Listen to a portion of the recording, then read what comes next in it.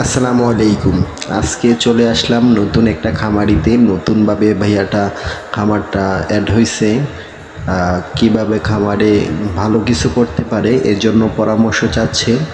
তো অবশ্যই বড় খামারিরা জানাবেন কিভাবে কি করা লাগে। আর খামারটা হচ্ছে কুমিল্লা জেলা মুরাদনগর থানা খাদ্য গোডাউনের কিছুটা পিছনে বিলের মাঝখানে। পরিবেশটা অনেক সুন্দর, সুন্দর একটা পরিবেশ, যে জায়গায় গরু বড় করার জন্য সব কিছু আছে, কিন্তু নতুন হিসেবে অনেক কিছু জানা নেই। অবশ্যই জানাবেন সবাই, আর পুরো ভিডিওটা দেখতে থাকেন। কতগুলো গরু আছে এবং গরুগুলা ভালো মানের কিনা এগুলো অবশ্যই জানাবেন।